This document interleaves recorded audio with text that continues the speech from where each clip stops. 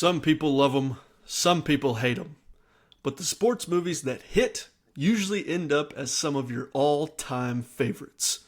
That's right, today we're diving into those films that bring the heart, the hustle, and those unforgettable moments on and off the field. Whether it's underdog stories, legendary showdowns, or just pure nostalgia, sports movies have a way of sticking with us. So let's get into our top 5 picks and see which ones make the cut.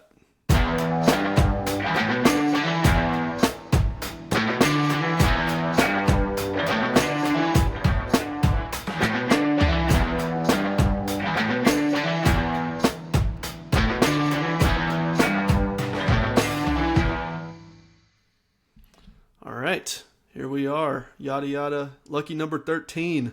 Here we are. It is not Friday while we're recording this. It might come out on Friday, but 13. I'm telling you, we just keep on thinking of stuff because we're just that good, apparently. We got any housekeeping from last week? Or we're pretty clean last episode. I mean, I don't have any, there's no comments, there's no emails. So if there is housekeeping, it's the listener's fault that we're not talking about them because they're not letting us know about it. Maybe everybody's taking their time to watch Civil War. Maybe they thought, maybe I better rewatch that before the episode. Maybe that's what if they are, that's a good idea. We told them to do that. So if they're confused by the episode, then that's their fault because we told them to pause it and watch it. That's the excuse we'll say to make us feel better about ourselves. Yeah, for the lowest rated episode so far. No, I think it's top 10. I haven't checked today, but okay. Now that we're out of the, I really enjoyed last episode. That was a fun time, to be honest with you. Yeah, it's fun to debate that movie. But now that we're like, this is our 13th episode, so not every episode falls into the top 10 anymore. So I'm starting to not see, like on my app that shows me, how many listeners per episode. I'm starting to see some episodes drop off. So,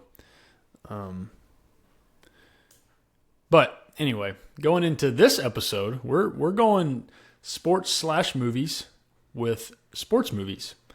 We're obviously big NBA people. We're big movie people, and we're going to combine the two in this episode. So speaking of sports, it's pretty boring right now. I mentioned that last episode.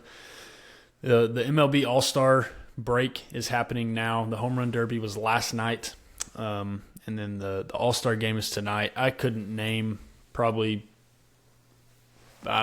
10. I probably couldn't name 10 MLB players in the All-Star game this year. If you told me who they were, I might know them, but I probably wouldn't be able to name them off the top of my head. So even the MLB is taking a break right now. So sports are pretty boring, but what is going on is the NBA Summer League. And if you remember, there's a young boy named Cooper Flagg playing for the Dallas Mavericks right now. And he is the I hate to say it, but he's the future of the Dallas Mavericks. And I hate to say it because we said it about Luka, and we all know what happened with Luka. So surely they can't do us dirty twice. We'll see. Yeah, I wouldn't put anything past old Nico, but we'll see. Yeah, he'll probably trade Cooper Flagg for LeBron or something. But yeah, Cooper Flagg. So they're playing in the Summer League. The Summer League, basically, for those of you out there that don't know, the Summer League is all of the young prospects in the NBA on their respective teams. They're in basically a tournament. Kind of a round robin and then a seeding and then a tournament. And they're really trying to prove themselves. It's the most recent draft picks, the undrafted players, the people who are maybe in their second or third year of the NBA and they're still trying to earn a spot on the team. It's kind of like training camp, I guess, a little bit if you're an NFL person. So it's kind of the young kids trying to prove themselves and earn a spot on an NBA roster. Fortunately, the Mavs already have Cooper Flagg, and he didn't even have to play to earn a spot on the NBA roster. But he's only playing two games. Is that right? He's already done. Yeah, he's already done. He played 2 games.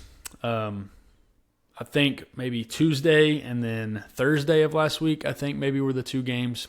Played the Lakers. Had a rough start, a rough first game to the Summer League, and I just chalked it up to nerves. He's a 17, 18-year-old kid that he's just – and now he's playing against LeBron James' son. Like, that would be a little nerve-wracking to me no matter who you are, even if you are the number one draft pick.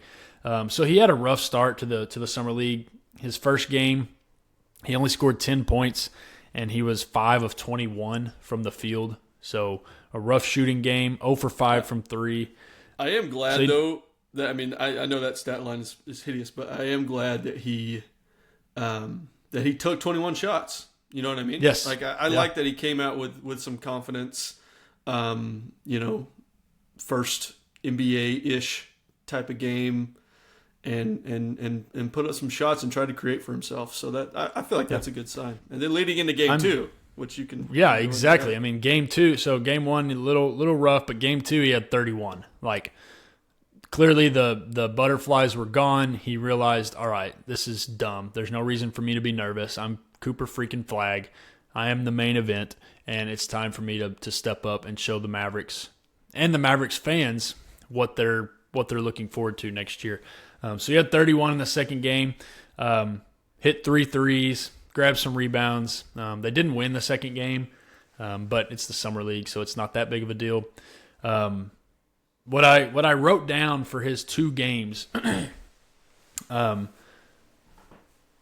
from NBA action, I'm trying to take the Duke, his college year, out of the equation. And I'm trying to just watch him as an NBA player because it's different. I mean, obviously the competition is different, but just the game is different too. He even said it himself in an interview. It's a lot faster. You're playing with different teammates. You have a different coach, different play style. It's just all different. And so I'm trying to only care about the NBA, not care about, but only focus on his NBA games. And so I had 4 things that I thought, okay, he's doing this. The first one was composure. I think he's obviously we're used to Luka, who is probably the least composed NBA player, up there with like Draymond Green and players like that, to a fault at times. And Cooper Flagg is not that. I didn't ever really see him smile. Didn't really ever see him get upset. Obviously he's a human, but I didn't notice it, and that's important. His body language is good. He had good composure. Another one I put. So my next word is defense. My next word is defense for him, and that once again that's not something we're super used to. But I kept thinking, dang, he could be a Kawhi Leonard. He could really average 30, and he could really be the best defender on the floor at times. He's 6'9", 6'10", so he can guard the 3, the 4. He can even probably match up with some of the if the other team's like small, he can match up with some of the big men, the 5. So he played really good defense. He was protecting the rim. He had a couple of blocks at the rim, and that was very encouraging to see. Considering what Nico wants, it's good to see Cooper Flagg can give that to him. My next word was fearless. Once, kind of like what you said, he shot 21 shots. He only made 5 of them, but he shot 21. He's not scared. I think he was just a little nervous. And I don't know if you've seen highlights or if you've watched any of the games, but he tried to poster like 4 different people in 2 games. I did see that. Like that's good to see as well. And some other people were talking about Grant Hill and how he has a little bit of Grant Hill in him. And so that was good to hear as well, other than Grant Hill played like, I think 20 seasons or something like that in the NBA. It was just not very good because he got hurt. But fearless, he's trying to dunk on people. He's shooting shots when he's not making them. I'm okay with that right now. Obviously, when Kyrie gets back and AD is healthy, and if we get other players, make the right basketball play. Don't just chunk up shots. And he'll naturally, with those 2 guys on the team, he's going to naturally just get less touches. You know what I mean? Right. Yeah. So. Right now, he's kind of the main event. Literally, that's his nickname. But my last word is swagger. He plays with he had one instance in the first game ESPN did what ESPN does best, and they hyped up a summer league game because Bronny James was playing in it and Cooper Flagg was playing in it. And so there was an instance in the first game where Bronny, which is LeBron's son, Bronny is guarding Cooper Flagg, and they're kind of going one-on-one, and sitting front row of that game is 5 or 6 Dallas Mavericks players. And I think Jason Kidd might have been with them too. Kyrie was down there. Jaden Hardy was down there. I think P.J. Washington was down there. Some others were probably down there as well. And it was happening right in front of them. Cooper Flagg hits a shot over Bronny. The front row is kind of chirping at Bronny a little bit, chirping at Flagg. Cooper Flagg kind of gives him a little bit of like a snarl look, like, yeah, I'm here. And so I liked that. He had a little bit of swagger to him. Even though I said he had composure, he also had an instance where he kind of had a little bit of swagger, a little bit of dog mentality, and I'm looking forward to that, because that was one of the best things I think about Luka was his kind of dog mentality, and I'm not scared of you, and I'm not backing down from anybody, and I'm not afraid of the big moment. I hope Cooper Flagg is like that, because that was enjoyable with Luka. So. He is done for the summer. Cooper Flagg's done for the summer, which is fine with me. There's no reason for him to play. Heaven forbid he rolls his ankle or he tears his Achilles like everybody else is doing in the NBA or something like that.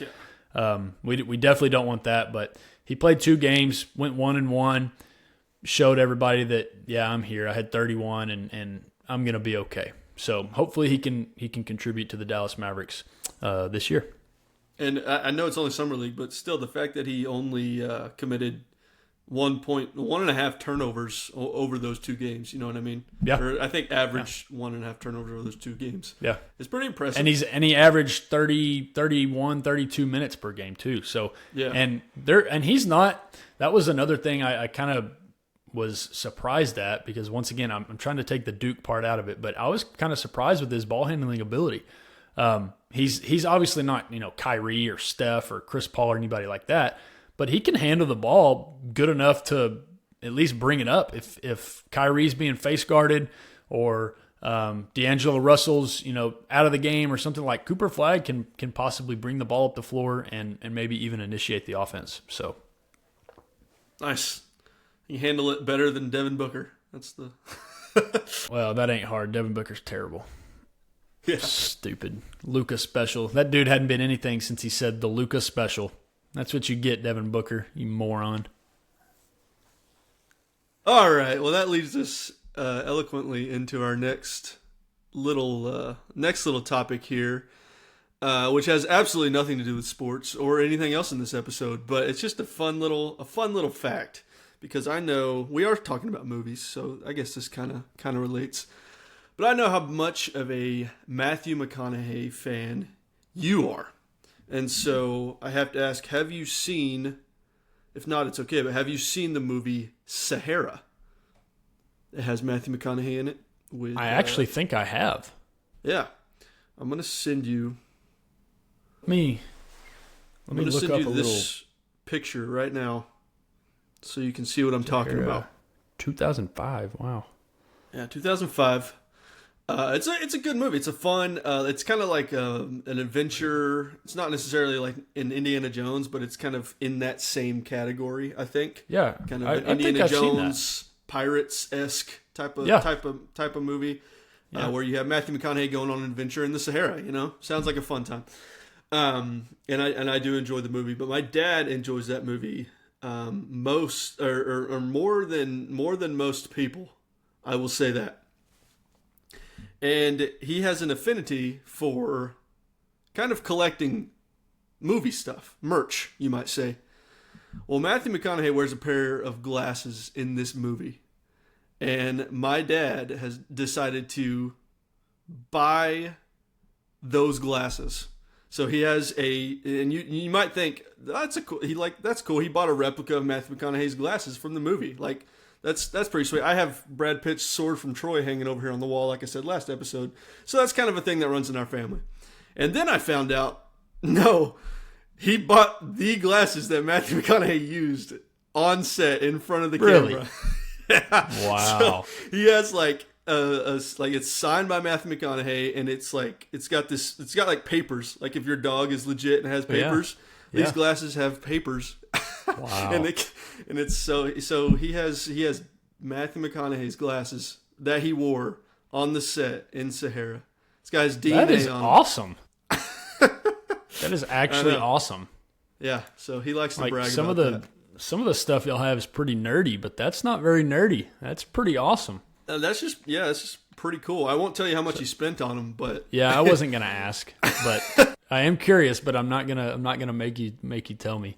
yeah. So But, what does he have them like in a display case or? Oh no, like, he's just wearing them around. Oh, of course see he him is. walking around, Yeah. just wearing those Matthew McConaughey glasses. Yeah, He'll let it's you like know eventually. It's like, yeah, I was about to say it's like the episode of Seinfeld when George Costanza buys John Voight's car just because it was John Voight's car. It's exactly like that. He goes around telling people it's John Voight's car. Nobody cares. Yeah, he's always was awesome. There's this quote from the movie. It's something about a Confederate. It's like Matthew McConaughey is talking to one of the supporting actors. He's like, "Have you ever seen a Confederate gold dollar?" And so that's how, like, I'll walk in the door at his house sometimes. He'll just look at me and say, "Have you ever seen a Confederate gold dollar?" It's just, it's funny. But yeah, so that's my good. dad, he has yeah. the glasses that Matthew McConaughey wore on set in Sahara. That is a Fun fun little fact. tidbit. When did you learn this?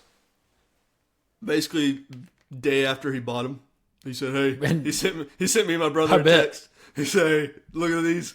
And we're like, "Oh, that's cool." And he's like, "No, he actually wore them." That is pretty cool. I'm So- not gonna lie. That's pretty awesome. Yeah. So I think he had to go to like it was like an auction or something, and he got them. Yeah, I would think they're probably not just like on eBay or anything. Right. Well, yeah, unless you're reselling them. That all that to say that Pullville's just paying him too much money at this point. Yeah. It's just- Taxpayers. If he's buying McConaughey glasses that Yeah. have been on McConaughey's face, he just needs to take it easy, or Yeah. put in a pool for my family to come and use. Ooh, That's there's the an next idea. thing. I've been trying to get my in-laws and my parents to do that I've been married for a few years, so at least since I've been married, and been telling my parents that. We had one when I was a kid for like a year, and I haven't had one since. That was fun though. So Good times. maybe one day. Yeah. All right. Well, with that, let's go ahead and get into our main topic of the day, shall we? Yeah, let's do it. So last episode, if you didn't listen, Books gave us his very well thought out and very underwhelming F1 movie review. He went and saw F1, the new Brad Pitt movie about the F1 racing, and to my surprise and to his surprise, and I think a lot of other people's surprise, in fact, Hot Take Hayden even told me he agreed with your take. So I don't know if that's a good thing or a bad thing for you. Yeah. But he did agree that it other was a side of little the fence. underwhelming. Yeah. He did agree it was a little bit underwhelming, and it was just good. It was all right. And so that can be considered a sports movie, considering F1 is a sport. I guess we would kind of have to define sport, because there's some sports out there that they're not sports, but that could be an episode. That could be a debate for another episode. So because of that, we're going to rank our top 5 sports movies that we have seen. This kind of goes back to our Desert Island segments, episodes. Not necessarily Desert Island movies, but our top 5 sports movies. And we're going to also, this is kind of new, we're going to try to guess each other's top 5. Because we obviously know each other pretty well. And we're going to try it. And if it doesn't work, then it's going to be even more funny. Because we think we know each other, and then we're probably going to get them all wrong. But That's probably right. Yep. all right, so I'm going to, how do we want to do this? You want me to name your 5, and then and then you name my 5, and then we name them, or what? Yeah, so let's do you want to like do them one at a time? Like, let's do this. Like, you can name. We'll name each other's what we think are our top 5s, and then we'll reveal them one at a time. So, like, I'll do my 5, you do your 5, and then we'll go back and forth. Like it. All right. Okay. So here's my 5 for you. Here's what I think is Books' top 5 sports movies of all time. I'll try not to react. I'll just have a little bit of a poker face. I'm definitely not gonna have a poker face when you say mine, but.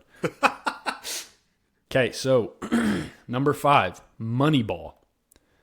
Number 4, Rudy. Number 3, Remember the Titans. Number 2, Sandlot. And number 1, Rocky. Those are the top 5 in that order, 5, 4, 3, 2, 1, that I think are your top 5 sports movies. Okay, we shall see. All right. My top 5 that I have for you.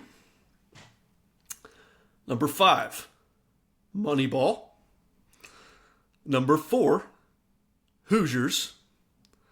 Number 3, Talladega Nights. Number 2, Glory Road. Number 1, Sandlot. Hey. Not bad. I guess we're going to have to find out. All right, cool. I can see where you thought all those.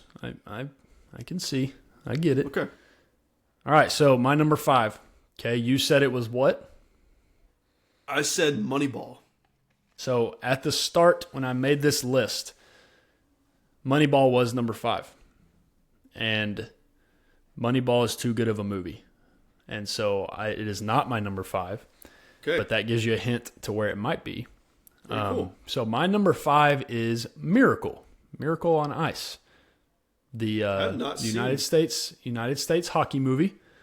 Okay. Here's my thing with sports movies. If it's a true story, it immediately gets bumped up, in my opinion. And Miracle is definitely a true story. It's probably one of, if not the greatest true stories not true stories, but stories in sports history. One of the biggest upsets ever, if not the biggest upset ever. A bunch of American college kids go to the Olympics, and they're playing against a bunch of pro hockey players. Obviously, America is not known for its hockey, and at the time, that wasn't any different. The Soviet Union, this tells you how far back it was. The Soviet Union had won the last 4, I believe the last 4 Olympic gold medals. So 4, 8, 12, that's 16 years that they've basically been the best country in terms of ice hockey. That changed when the U.S. college kids basically beat them. They actually didn't beat them in the final. They beat Finland in the final. A lot of people think they beat the Soviet Union because that's who the best team was, but really the hardest game for them was the Soviet Union game, and that wasn't even the final, the championship, the gold medal match, I guess. Interesting. Okay. And so, so I've got Miracle. I think because it's a true story, not a big hockey guy. I've gotten more and more into hockey the older I get and the better the stars are, really. I'm not a big hockey guy, but I do enjoy a good underdog story, especially when it's true. I find it harder to watch an underdog story when it's not true because you know what's going to happen.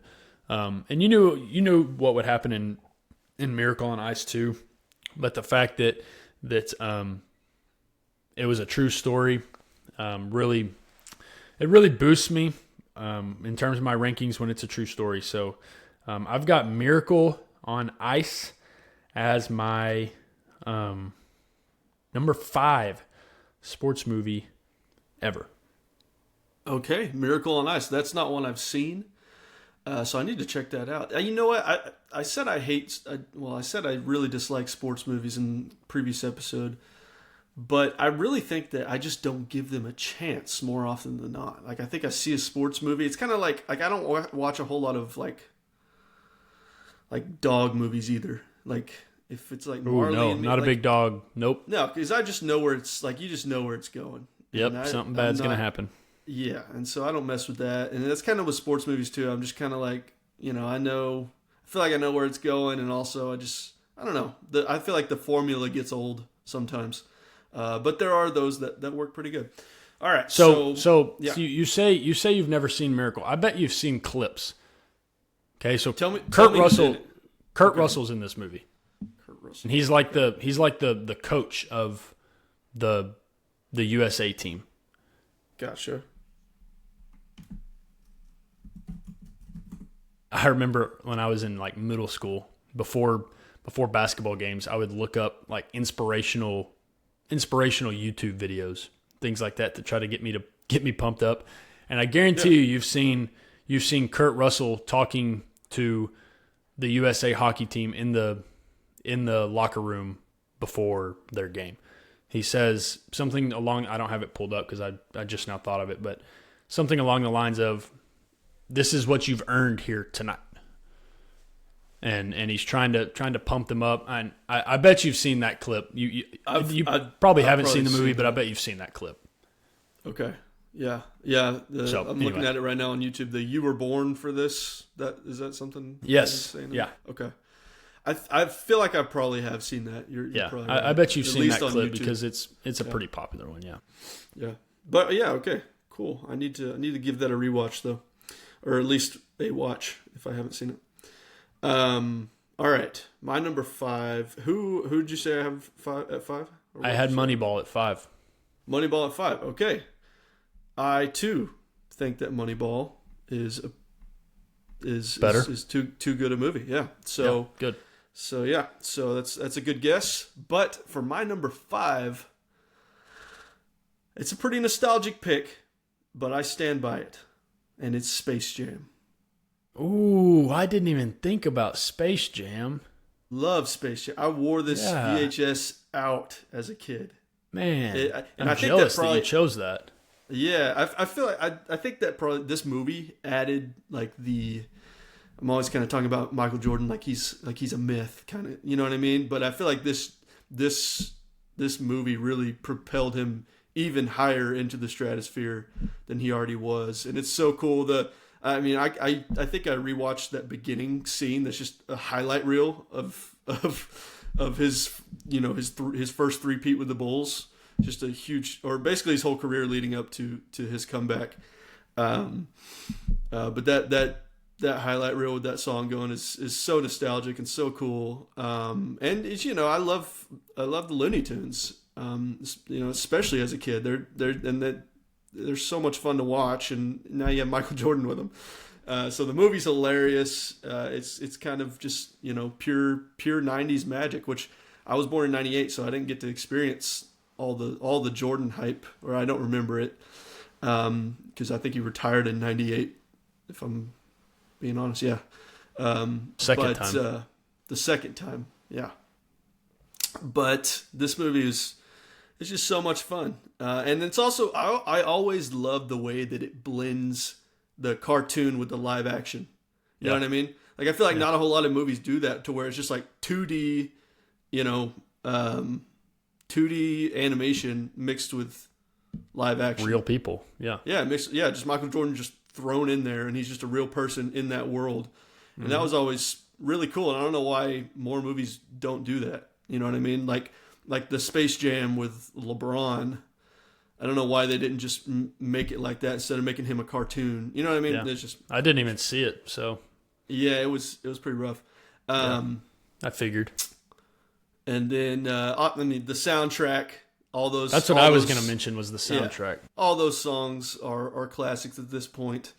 And I think Bradley, when he commented, I think he had the Space Jam soundtrack on one of his. I believe that was one of his top 10 or top 5 albums or something like that. So shout out to Bradley for that one. And it made every kid at that time just want to dunk on aliens from half court. So yep, the Monstars. And I also I love the kind of parallel after seeing the Last Dance documentary. You can kind of make that parallel between What's his name? Jerry Krause. Was he the owner? And then the leader of the Monstars, whatever his name was. Yeah, they're kind of the one and the same. Yeah, he's based off of him. Yeah, that's pretty funny knowing that after watching The Last Dance. But yeah, Space Jam. It's one of the most fun movies out there. So that's what I got my number 5. I'm jealous. I did not even think about Space Jam. I don't think it might not have been on my 5, but it definitely would have been an honorable mention. So yeah, that's a good pick. All right, what's your number 4? My number 4 for you was I picked 2 football movies because I know your dad's a football guy, and so I figured you probably grew up watching football movies. So number 4 for you was Rudy. Rudy is a great pick. I think it might be my dad's favorite sports movie. I figured it probably was.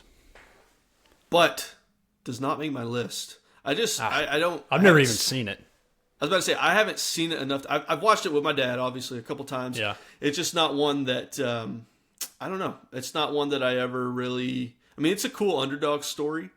Yeah.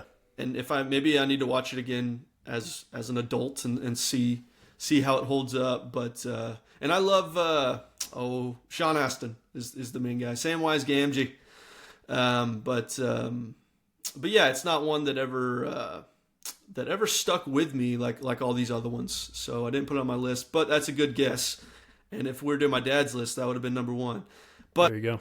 For my number 4, I have Moneyball. Ooh, so good pick. You were pretty close. Yep, good pick. At number 5. But this, I feel like Moneyball, I had to consult Google. Like, is Moneyball really a sports movie? You know what I mean? Like, because it's not necessarily, like, you do see the games, but the games aren't the focus of the movie. It's all the stuff that Brad Pitt's doing behind the scenes. You know what I mean? It's cool because it's not just about like heart and grit, which I think a lot of sports movies come down to. It's about thinking. It's about, challenging the system and finding value in things that are overlooked or that the system overlooks.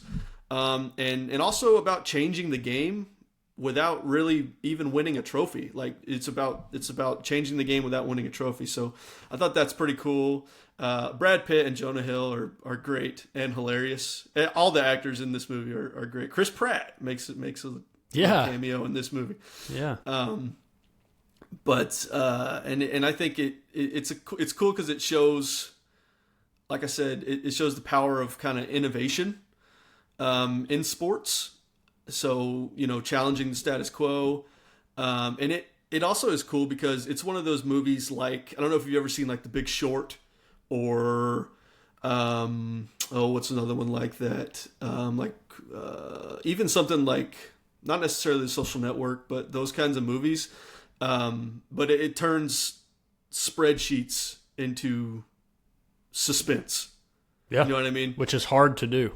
Right. It's just people talking math and numbers and going back and forth and back and forth. And then all of a sudden you're wrapped up in the drama of it all.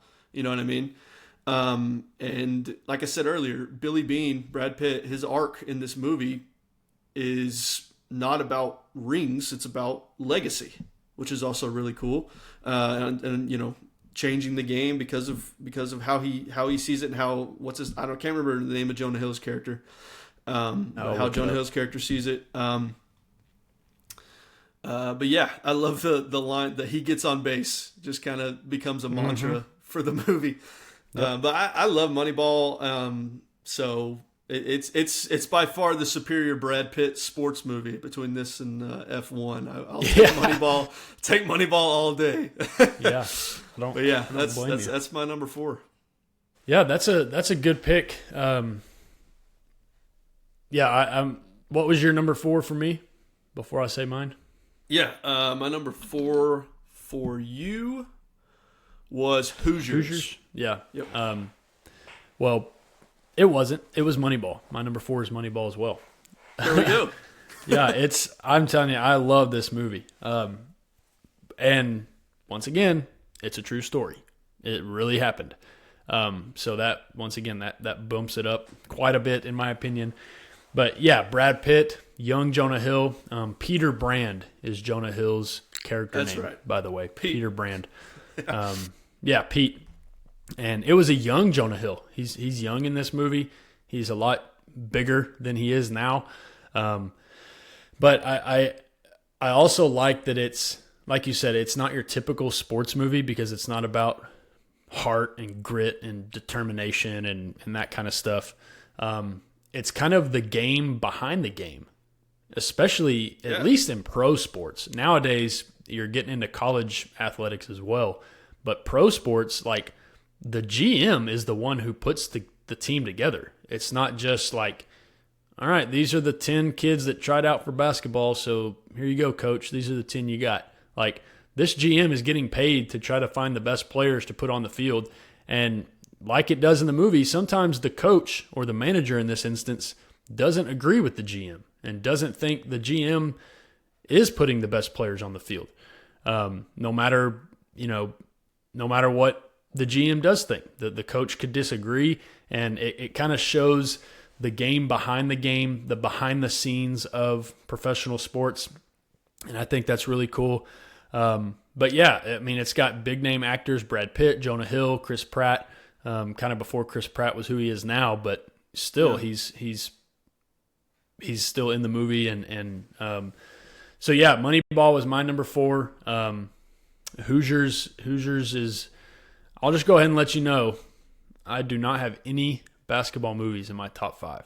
Wow. Okay. Yeah. Well, cross off Glory Road up there at number 2. Yeah, you can cross that. Glory Road is probably my favorite basketball movie, but it's not quite there. But yeah, so Moneyball is my number 4 for all the reasons you said. I was going to interrupt you and just say, hey, it's my number 4 too, and we could have just talked about it, but I'll just ditto everything you said.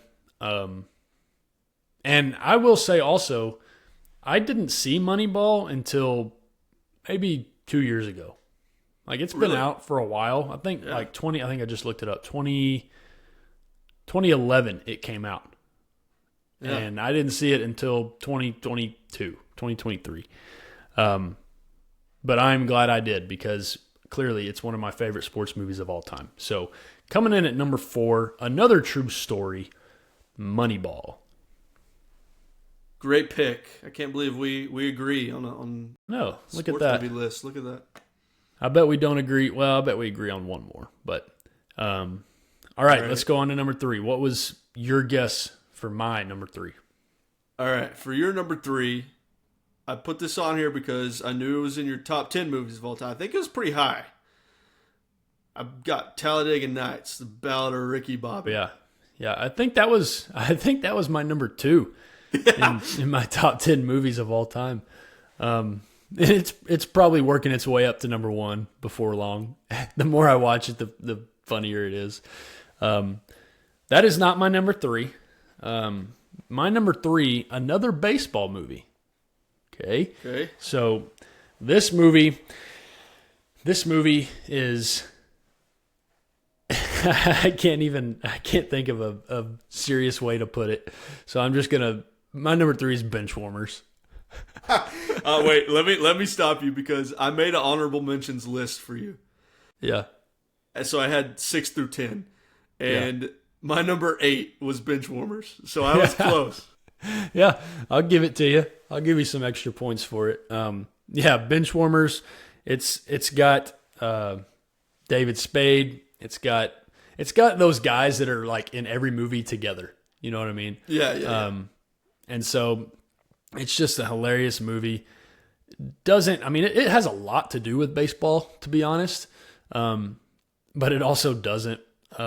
These 3 old guys, one old guy is really good at baseball, and then he's got a couple of friends that are nerdy and not good at all, and he tries to basically teach them how to play baseball. And it's kind of Sandlot-esque. Like, these kids have never played baseball, and he's like in shock. He says it's like you've never had apple pie.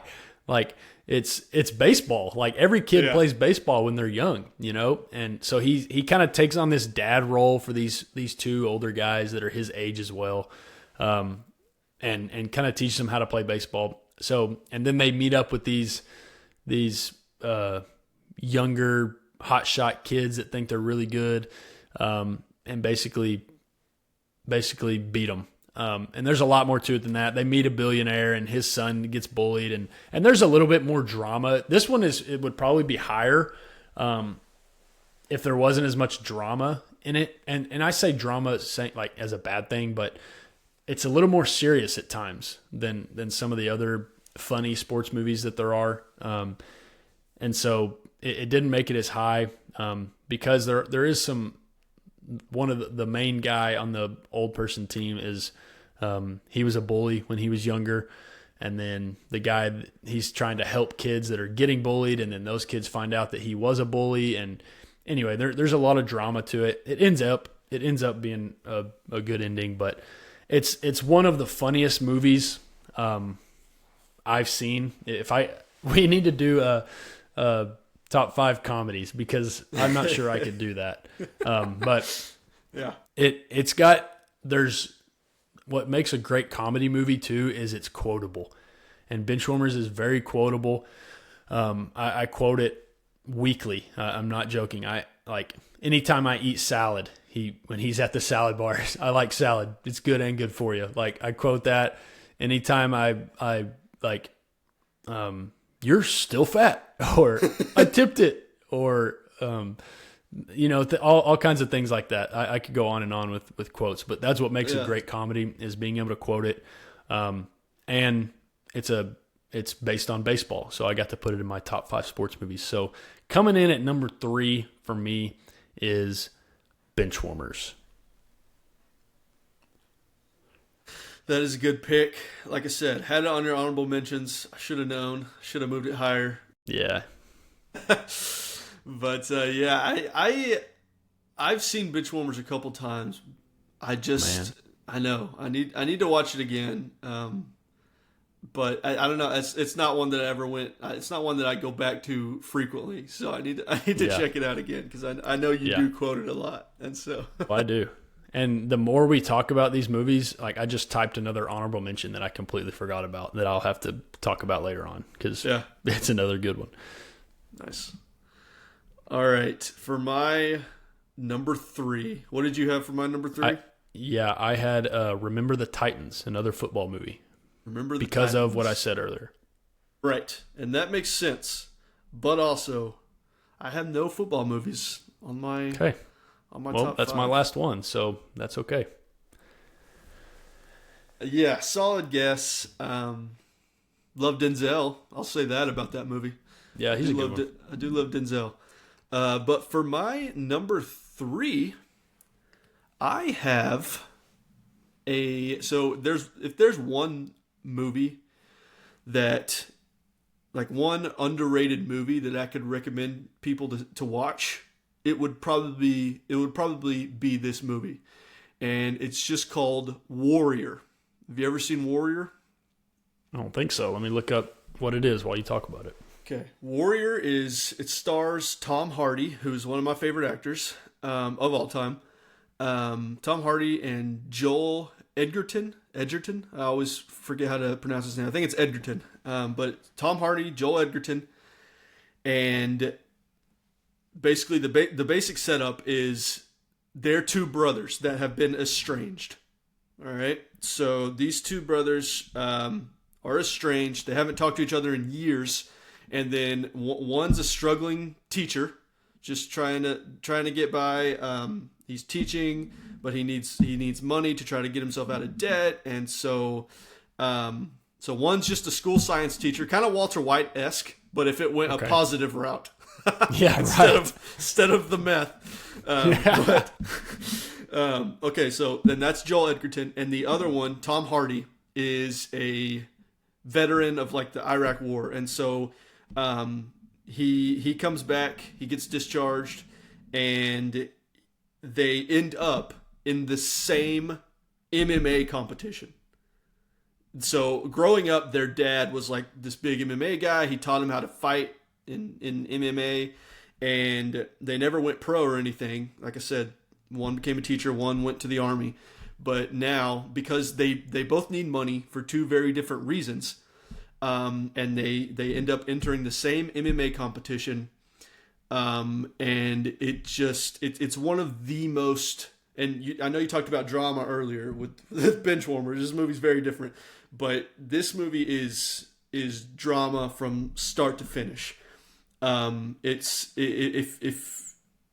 you kind of go into it expecting to be a little bummed out by this movie, because it's not a traditional, like, yes, it is kind of a make you feel good sports movie by the end of it, but throughout the whole movie, it's pretty rough for these two brothers. But at the end of the day, it's about a relationship between two brothers is the most important thing, and those two brothers, their relationship with their dad.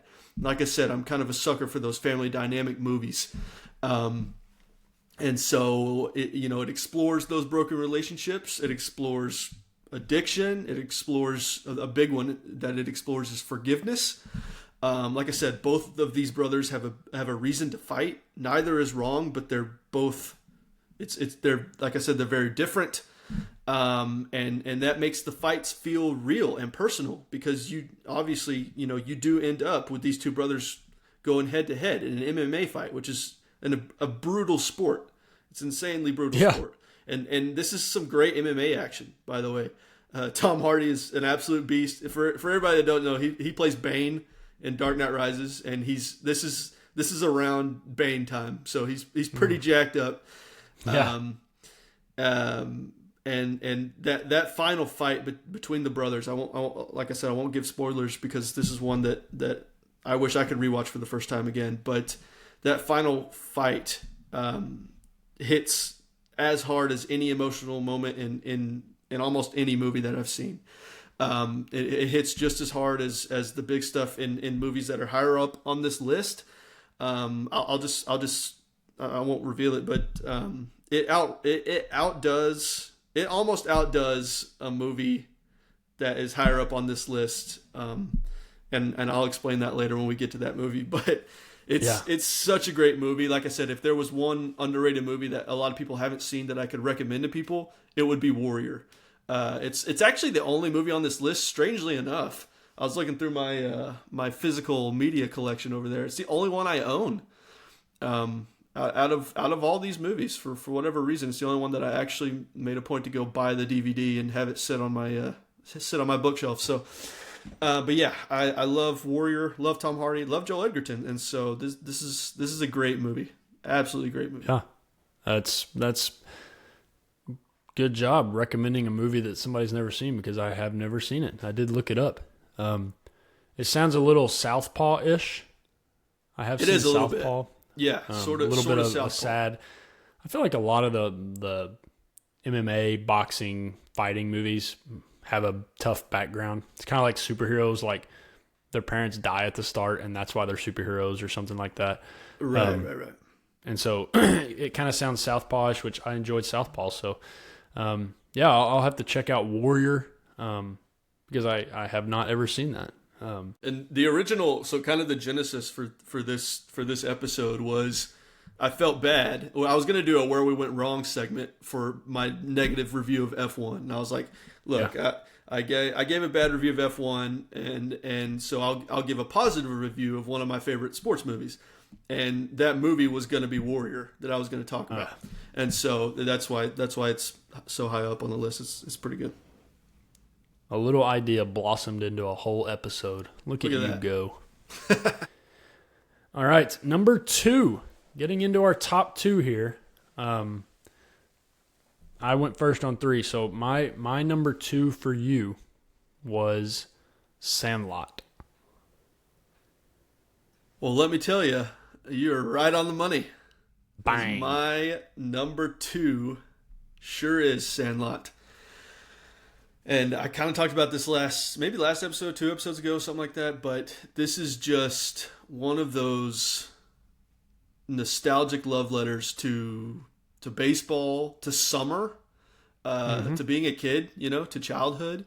It's all about like baseball. I mean, it's a sports movie because it's called The Sandlot. It's about kids playing baseball, but baseball kind of takes a back seat to just being a kid, because this movie's really just about friendship, about connecting with kids when you're a kid, and it's about that kind of freedom that you experienced in that childhood, or at least that you look back and you think, wow, all that freedom that I used to have, even though of course your parents are telling you what to do, but you feel kind of free when you're a kid that age. And just kind of those days where summers felt like they were forever, and also way too short at the same time. You know what I mean? Yep. But it captures the magic of being a kid that's in love with the sport. For me, that was always, for us, I'll say that's always more basketball. But I loved baseball as a kid, probably a lot to do with the fact that I loved this movie a lot. I was like, I want that experience. And so me and my brother would go out and just play catch, or I would, hit the ball and he'd go fetch it. But Yeah. yeah, I love this movie. It's so quotable, like you were talking about earlier. "You're killing me, Smalls" is the number one from this. You play ball like a girl. You play ball like a girl. The Great Bambino.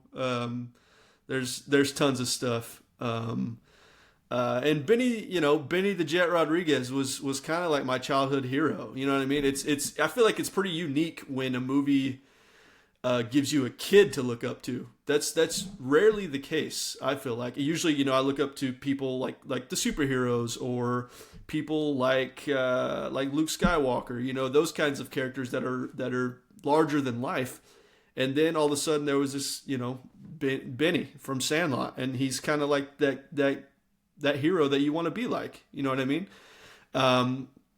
And so that's pretty cool, because that's very rare that a kid is inspirational like that, in that way. And I watched it recently, and he still is. It holds up. I'll say that. I've watched it this summer, and it does still hold up.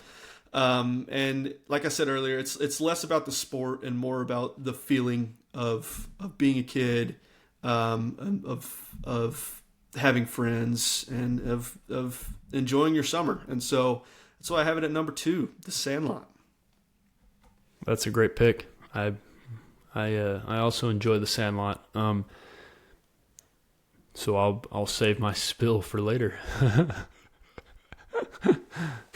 Well, for my number 2 for you, I had Glory Road. So yeah, I was off. Glory Road was in my top 5 to start. That is, like I said earlier, it is my favorite basketball movie. I like Hoosiers. Hoosiers is kind of everybody's favorite basketball movie. And I like it. I'm not trying to knock it or anything.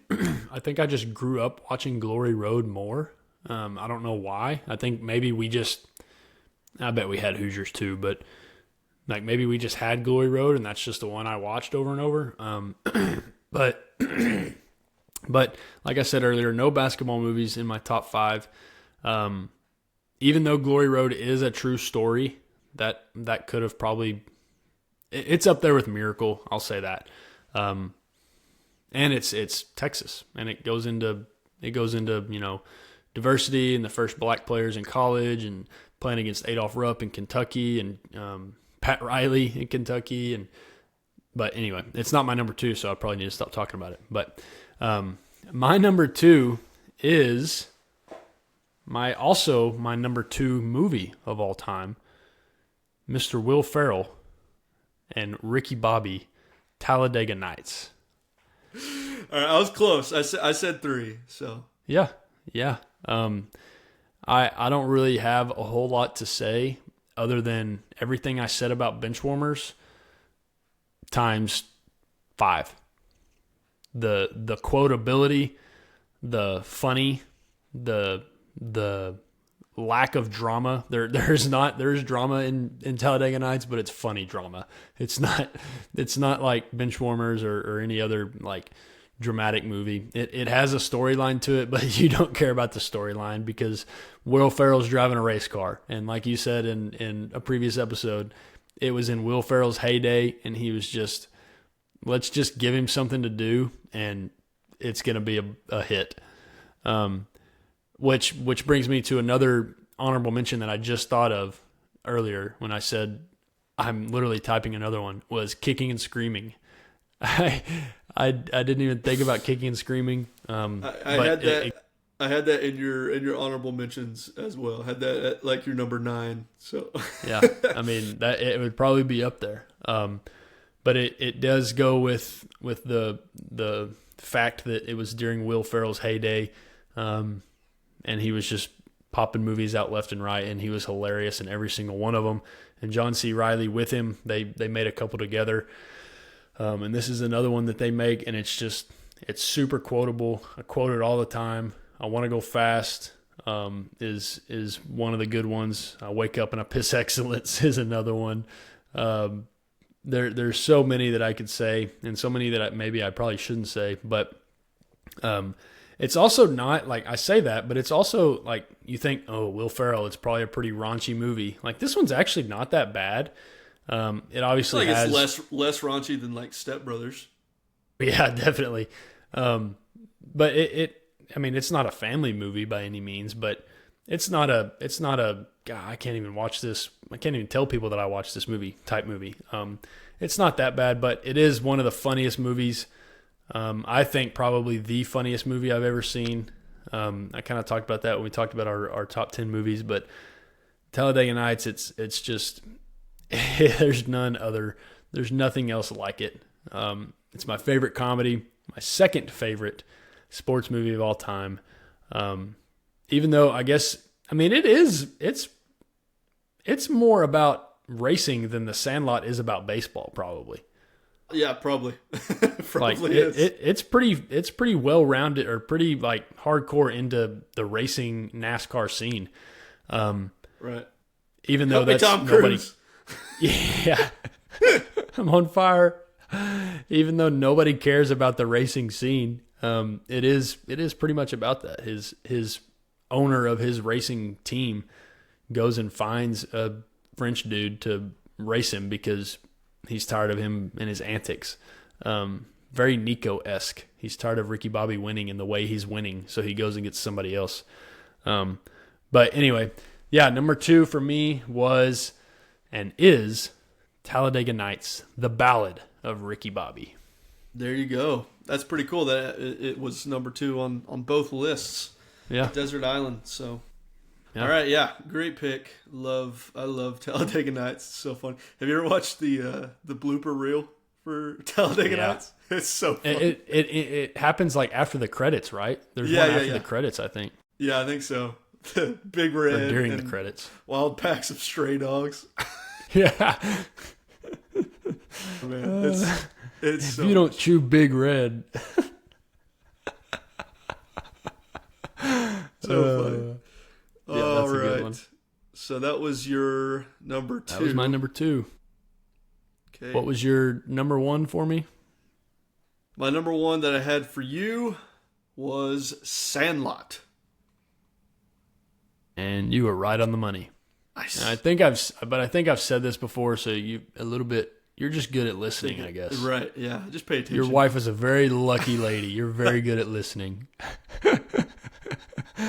But yes, Sandlot is my number 1.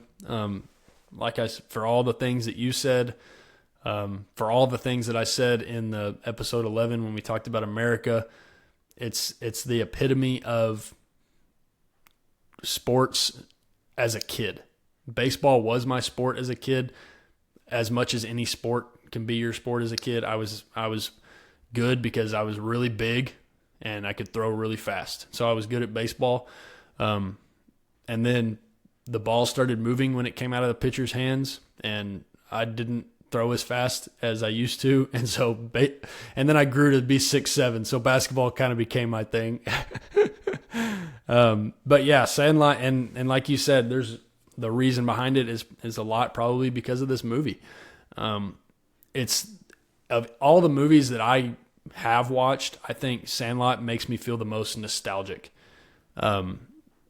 Just because of all the things you've already said and I've said in previous episodes. But baseball, that's my third. I've got 3 baseball movies on my Man. top 5. Just a sucker for baseball movies. I guess I am, but like you said, it's sad that it's changed. I guess childhoods have changed. I say that. Maybe they haven't. Maybe I'm just an old grump and think kids just sit inside all day and play video games. That's what it looks and like maybe, from the outside. Mine's too young. Right. Mine's too young to tell. Yeah, right. But I mean, I do have neighbors. I have little kid neighbors, and they're always outside. They're always riding their scooters in the street, and they're always kicking a ball around and doing stuff. So I could be wrong, but I just feel like The Sandlot, and it is also a movie. Like it is also best case. They're portraying the best parts of childhood and summer and baseball and things like that. But it's like he leaves the house. He tells his mom, "I'll be back for dinner." You don't see the mom the rest of the movie, like until he goes and gets Babe Ruth baseball. Like, Yeah. it's that doesn't happen nowadays. Like, you've got your phone in your pocket, you've got Life 360 on your phone, and if you're not texting every hour, then mom's calling you, dad's calling you, they're checking on Life 360, something could be wrong, things like that. And I'm not saying that's a bad thing. I think that's a good technological advance, I guess, in our world. But it's also sad that kids have to worry about that and parents have to worry about that. So that's another reason, living in small towns like the one in Sandlot, you can walk down the street because you know who lives in each and every house, and your neighbors are your best friends, and you don't have to worry about anybody, stranger danger and that kind of stuff that we learned when we were kids. So, but my number, that's kind of going off on a tangent, not really talking about Sandlot, but my number one sports movie is The Sandlot. Very nice. Yeah. I mean, what else can I say? It's like the movie of my childhood. You know what I mean? Like these, like single movie. There are franchises, of course, like Star Wars and other stuff that stuck with me all the way through. But The Sandlot is like that standalone great feel good movie. So yeah, I absolutely love it. All right, on to my number one. What'd you have? Okay, my number one for you, another fighting movie, the fighting movie of all fighting movies, probably. Rocky. I don't have a specific number, but I have Rocky. Well, that is a pretty good guess because it's right on the money. Again. Nice. Rocky is my number one sport movie of all time. It is the ultimate underdog story. And not only that, but it's a great love story.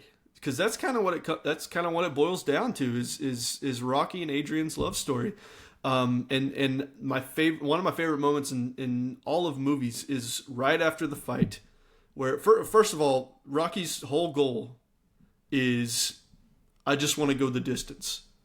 He's the best. Apollo Creed's the best in the world. He's like Muhammad Ali.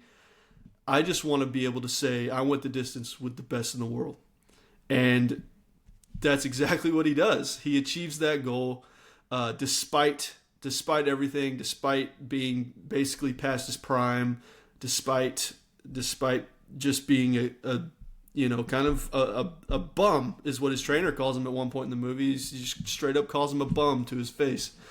And he is an underdog and he goes the distance. And, and he doesn't win the fight, but that doesn't even matter because as soon as the fight's over, as soon as the bell rings, him and Apollo kind of fall on each other, and he says, I think Apollo says, ain't gonna be no rematch, and Rocky says, don't want one, and then right after that, before they even announce the fighter, before they announce the winner, Rocky he doesn't care. He's looking for Adrian. He just wants to hug Adrian because he went the distance. He did what no one thought that he could do, maybe not even himself. And Adrian is really the only one throughout this whole thing that believes in him, and Mickey. his trainer. But Adrian is kind of that rock for him. And so it's just such a great love story, and it does give you all that stuff that I was talking about earlier with Moneyball not having. It gives you the best version of the heart and the grit and the raw determination. You know, that's kind of like what this movie is distilled down into its purest form, and you know, and it's, you know, like I said, it's a great underdog story. Rocky goes from nobody, a bum, to a contender for the heavyweight championship of the world just by sheer will and just drinking raw eggs and punching big slabs of meat. And that's just American. Yeah. But yeah, the training montage, the music in this movie is so iconic. This is crazy, but I used to have a toothbrush that played the Rocky theme, which was just basically one of the coolest toys I ever had. But it was my toothbrush, and while I was brushing my teeth, it'd play the Rocky theme for like 2 minutes or whatever. Yeah, that's up there like with the same sunglasses that Matthew McConaughey has in Sahara. Like, right? Yeah, it's just as cool. Yeah, and it's way more cheap. So really, yeah, right. But yeah, like I said, he doesn't win the fight. He wins the respect of the world, and it also started one of the most legendary franchises in the history of film, which is pretty cool as well. I love Rocky 2 as well. It's up there, but the first one's the best. Then probably Rocky 2, and then 3, and then 4. And then Rocky Balboa, and then 5, because 5's terrible. And also, I love the Creed movies as well. I love Creed. I love the first Creed specifically. That's kind of the one that pulls on my heartstrings, because that's the one with Sylvester Stallone in it. So, or I think he's in the second one as well. But the first one is really where it's at. But yeah, I absolutely love Rocky. It's one of my favorite movies of all time. And I've watched it countless times, ridiculous amounts of times, and it's great. Number 1, Rocky, you nailed it. Yeah, so we both got you got my 1 and 2, and I got your 1 and 2, I believe. I think so. Actually, wait, did I? Well, no, you had Talladega Nights at 3. Yeah, I had Talladega Nights at 3, and then Sandlot at 1. But you know, if you just get rid of Glory Road, yeah, I know. There we go. Yeah, I did have, I mean, like I said, I had Glory Road in my honorable mention. I had Hoosiers in my honorable mention. I had Rocky in my honorable mention. Another maybe forgotten about movie, kind of like I forgot about Space Jam. Yeah. What about Like Mike? Did you ever watch Like Mike? So my honorable mentions, I have Like Mike as my number 8. Yeah, I love Like Mike. Again, that's one of those kind of like Space Jam that added to like the mystique of Michael Jordan for me as a kid. You know what I mean? Yeah. The shoes and all that stuff. To this day, my 2K player is named. Oh crap! What is Morris Chestnut's name in that movie? I don't know. Tracy Reynolds. Yeah. Tracy. That's Tracy Reynolds. That's to this day my 2K player's name. But yeah, it's got like cameos of Jason Kidd and Dirk or not Jason Kidd, Steve Nash and Dirk, and no, I think Jason Kidd is in it. Maybe he was just Kidd, like a net at the time. Yeah, he's kind of like the big no, he's not is he the boss battle at the end, or is that it's Vince Carter on the Nets. Yeah. No, on the Raptors. On the Raptors, yeah, you're right. Yeah, he was on the Raptors. But yeah, so Like Mike was an honorable mention. Like I said, Kicking and Screaming.